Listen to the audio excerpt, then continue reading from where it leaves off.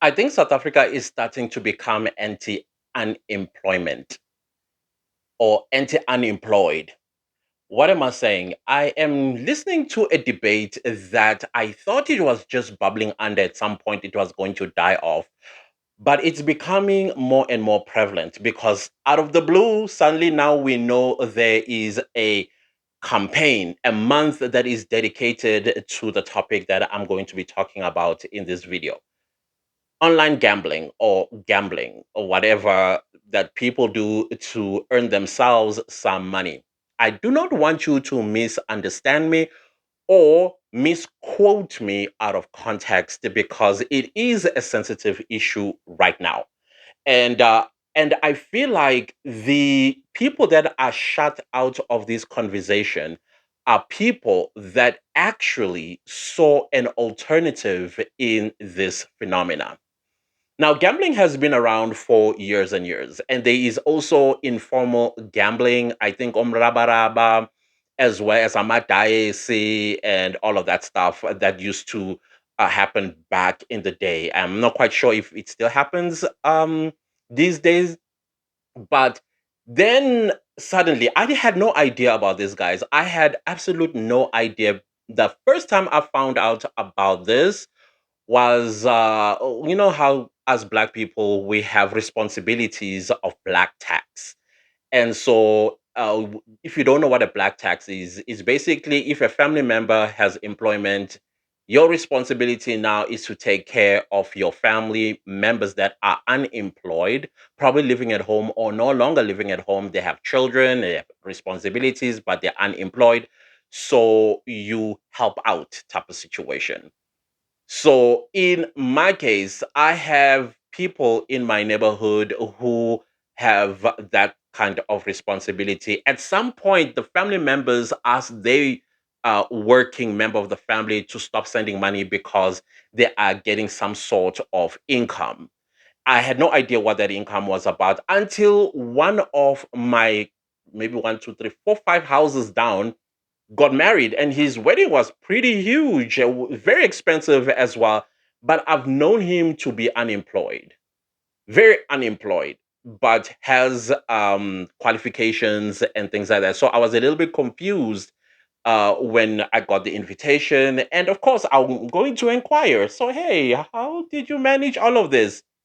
And so that's when he told me about online gambling.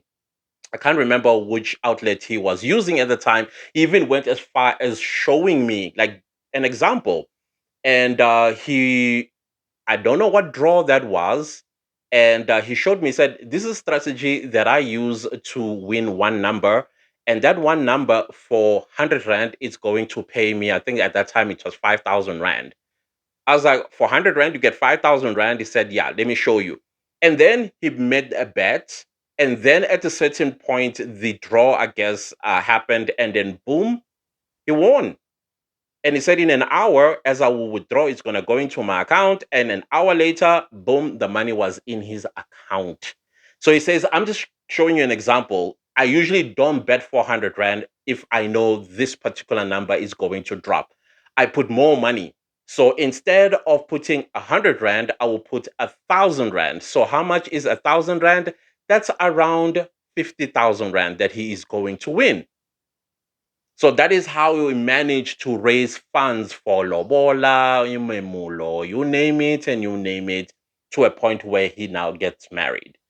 Unemployed, has been unemployed since he was done with matric, went through university, still was unemployed 5 years down the line, and he discovered this online gambling thing. Now and I'm sure a lot of people like him also are able to take care of themselves, take care of families, take children to school, buy houses, buy cars, and all that stuff out of gambling. Again, I do not want it to be misquoted out of context about this because I still am of the view that if you are going to do something like this, gambling, because it can be addictive or it can get addictive. And if you are irresponsible with the way you are doing gambling, then of course you are going to be in trouble. You are going to make the opposite of what you are trying to achieve. So I guess this is now where this debate is coming in, that, oh, people that are gambling, they're irresponsible, people that are what. And the people that are driving this conversation, these are people with predictable income. And most of these people, not some, most of these people that are coming up with this debate are government officials. Government officials, the failures in creating jobs in this country, the failures of growing the economy of this country. Because if the economy was conducive for employment, I don't think we will have a scourge, as they call it, of people that are gambling. Because people will have a predictable income at the end of the month, and that predictable income will be able to take care of them and their families. Versus when they are sitting at home and putting out CVs, only for those CVs to be thrown out by the very same people that say, "Oh, gamblers, gambling, this is a scourge and it's a that and you are not involving the people that actually have found an alternative to your failure. And of course, again, you are having people that have employment that don't work in government. They are also chipping in. It's just like the people that have medical aid and then they are chastising South Africans who don't have medical aid and have to go to public clinics where at the end of the day they are not going to get the treatment that they've queued up for since 2 in the morning. And then you have the audacity to tell them to suck it up. These are the same people that are now want to shut down this scourge. And I'm saying, listen, a problem was created by design by those that are in power to have a majority of the population unemployed. For what control, I don't know. And now the population has found an alternative to have food in their stomach, roof over their head, children going to school, and also fed. And then you have a problem. Because somewhere, somehow, maybe a family member of yours got addicted to gambling because they're irresponsible. Now you think everybody is irresponsible. Again, I am speaking from the people that I have seen, because after my neighbor, I started paying attention to this whole gambling thing, even though I don't participate in it myself. But I realized what a difference it was making to a lot of people. Now, I know that the discussion is about regulation. It is also about how to. It's crazy because now there's a campaign. I think November is anti gambling month or something like that. And I'm like, it's very thick of these people to have such a campaign when Nyaupe is everywhere, actually killing the future of this country versus gambling.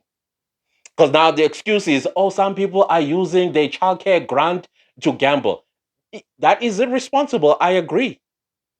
But what if then the person that is using a childcare grant, it's, I don't know how much it is, 500 or something, and then they play with that 100 rand and wins 4,000 rand or 5,000 rand in this case.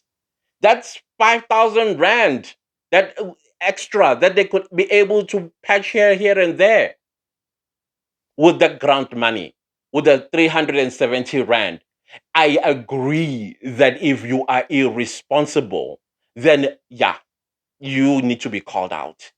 But what I'm trying to say in this video is, instead of going for this, create a conducive economic environment that creates jobs, because when people have jobs, they don't have time to be gambling.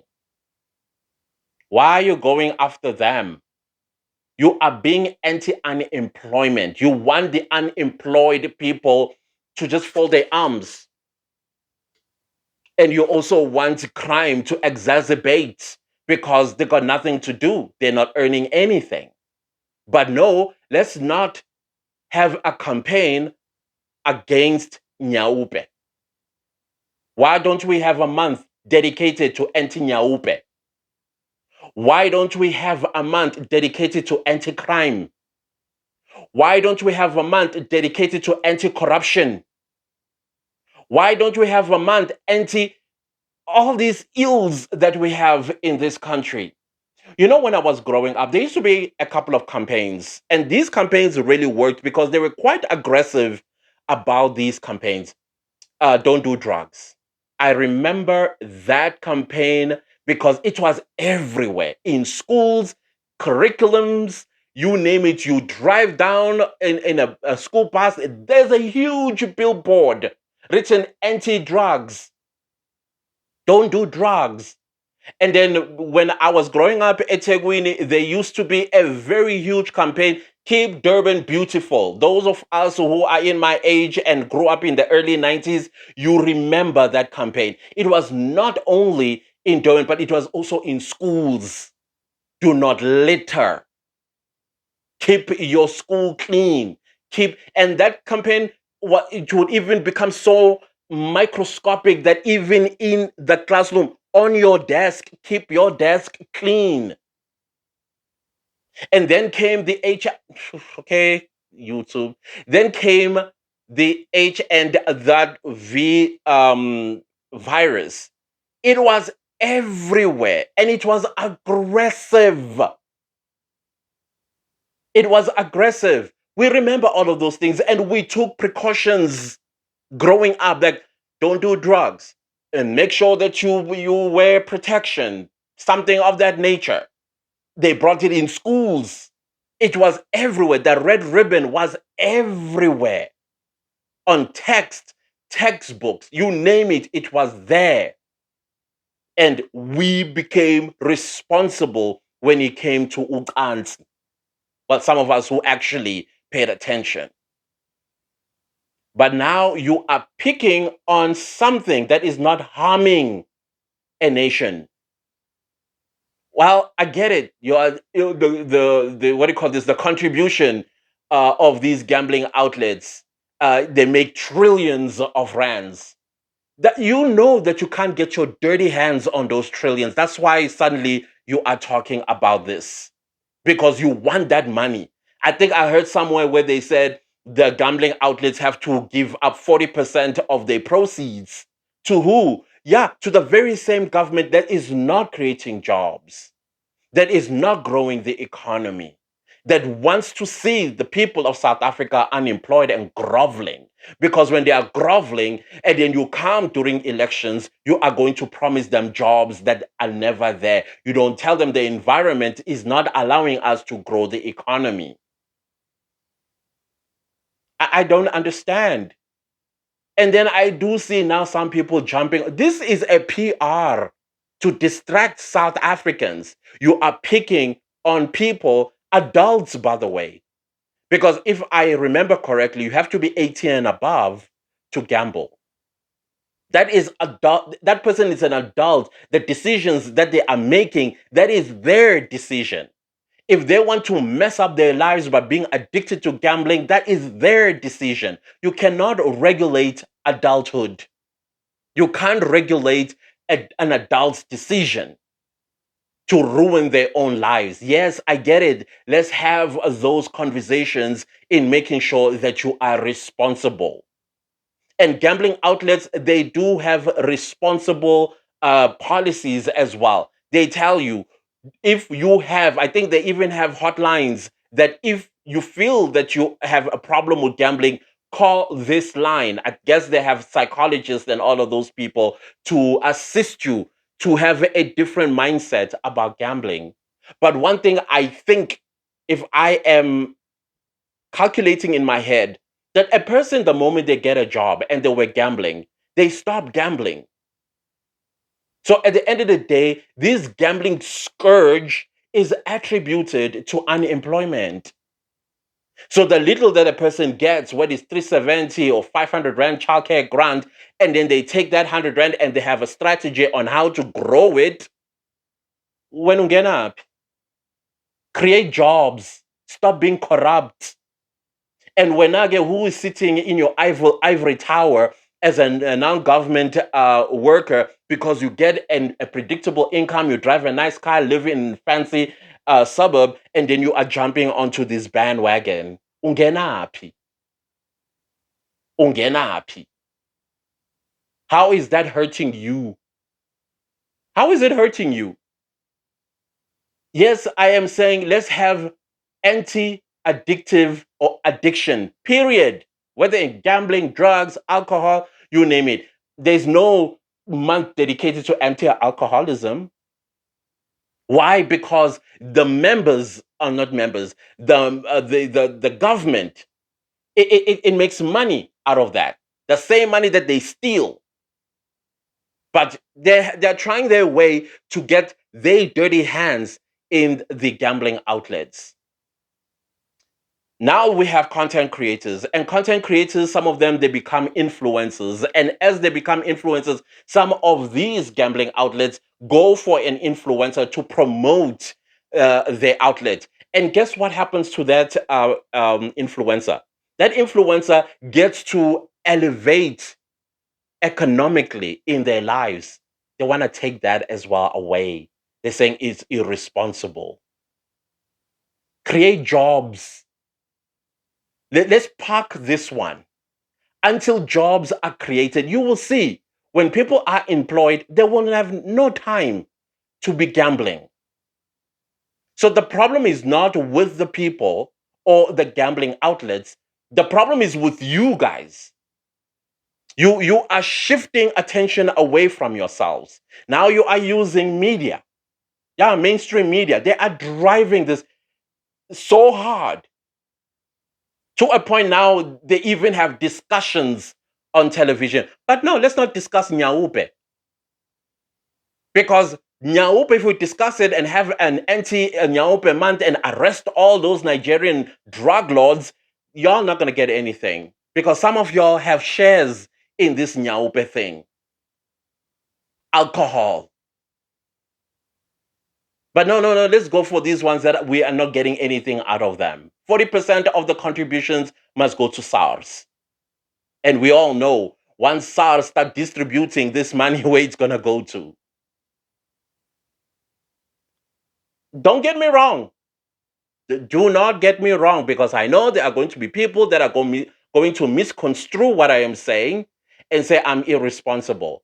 I am saying people, yes, they need to be responsible when they are gambling, just like you need to be responsible when you take alcohol. So when you also you're unseen, you got to be responsible. But the decision at the end of the day is made by an adult. An adult made that decision. And if that adult is careless, there are consequences for that. Create jobs, grow the economy, and you will see that these gambling outlets will struggle because people are now employed. Why are you anti unemployed? Why are you anti unemployed? Because not only there is this situation, content creators are also now targeted by the very same government. They want that money that are made by content creators. They want it badly, badly. And some of them have gone as far as wanting to regulate the content creation space. Once again, who is affected is young, unemployed youth. All they want to do is to take care of themselves and their families, build themselves brands. Until the economy start producing jobs, then you can come for content creators. Then you can come after people that gamble. But no, y'all are too lazy to think. No innovation, nothing. But now let's go for them. This is the part that is very upsetting, I think, is not involving people that are actually participating in gambling. You are not involving them. It's a discussion amongst yourselves because you don't even know where it all stems from. No, you know where it stems from. You don't want that responsibility. Create jobs, lazy people, you useless people. People are making a living out of this. They are making a living out of it. A living. Why do you have a problem with people making a living? Why? Because they're going to get smarter and realize that, well, it's pointless to vote for y'all. This is crazy. This is I feel like, yes, let's have this debate, but let's have people that are affected by unemployment. It can't be a conversation between people that have predictable incomes, respectively, because that's what is happening. And I'm sure talk radio stations are the biggest culprit when it comes to this discussion. People that work, drive nice cars, live in fancy houses, they are not touched by unemployment at all. But they are the ones, I think, they're the loudest of mouths. When are they going to call for anti-Nyaupe month? And in that month, you arrest Nigerian drug lords, send them back home. You're not going to do it because some of y'all benefit. It's crazy. I am saying, yes, let's have a campaign about responsibility. But you cannot regulate an adult's decision, especially when it comes to what goes into their pocket. Don't regulate that. Involve them in this discussion. Because you're not involving them in the discussion. Probably you'll learn a lot. You will probably learn a lot. But again, this is South Africa, anti-unemployment. When I say anti-unemployment, I don't mean like we stand against unemployment. I'm saying you hate unemployed people. You do not want unemployment people to make an income in a way that is not hurting another person, like crime. Crime hurts people. So a person that takes a decision that is unemployed to commit crimes, that person ought to be arrested and thrown in prison and let them rot there. That decision, it's a public policy anyway. So now why would you create a public policy on something that is not harming anybody? You want this money in the coffers of government so that you can steal it and still not create jobs. And ironically, these people that actually win this money, the money goes into the economy because they purchase. I don't know. What are your thoughts, guys? Again, oof, this one needs comprehension. This topic needs comprehension. I will leave the video right here, and I'm very interested to hear what your thoughts are. What are your thoughts? Anyways, don't leave the don't leave the video without liking. Goodbye.